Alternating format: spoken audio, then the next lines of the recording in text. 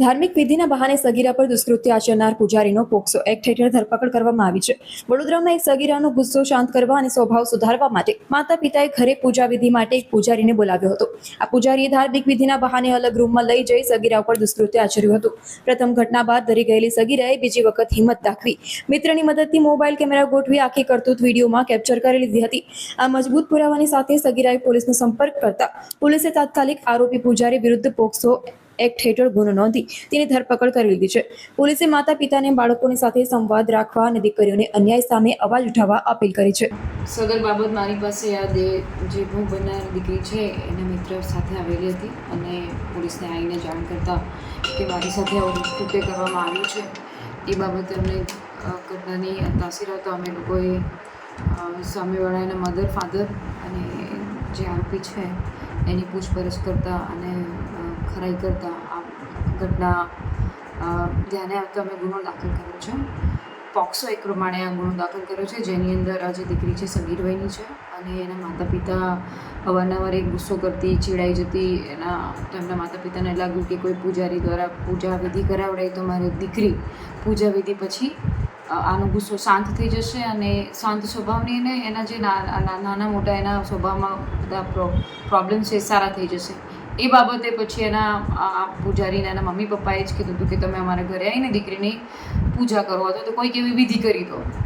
તો આ પૂજારી દીકરીના કહેવા પ્રમાણે 2 વખત આવેલા છે અને પહેલી વખત આવ્યા એટલે આ દીકરી ગભરાઈ ગઈ હતી ને એવું લાગ્યું કે જો મમ્મી પપ્પાને કહીશ તો પછી મમ્મી પપ્પા મને મારશે, કારણ કે પૂજારી પણ એને ધમકી આપતો હતો.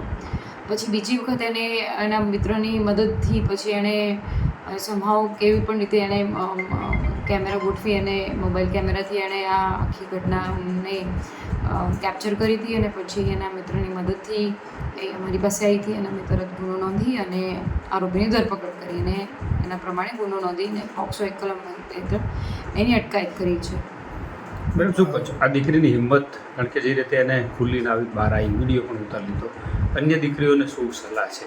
બિલકુલ આ મા બાપ માટે પણ એક લર્નિંગવાળો કિસ્સો છે, દીકરીઓ માટે પણ છે. તમારી સાથે કોઈ આવું કૃત્ય થતું હોય તો તમે ખુલીને બોલો. આવા પિશાચોને, આવા ખોટા માણસોને જેલના સળિયા પાછળ મોકલવા જોઈએ, એમના વિરુદ્ધમાં ગુના દાખલ થવા જોઈએ. સાથે સાથે જે મા બાપ છે બાળકો સાથે, નવી તમારી ટીનેજર જનરેશન છે એની સાથે હેલ્ધી કમ્યુનિકેશન રાખો, એ તમને કહી શકવા હોવો જોઈએ.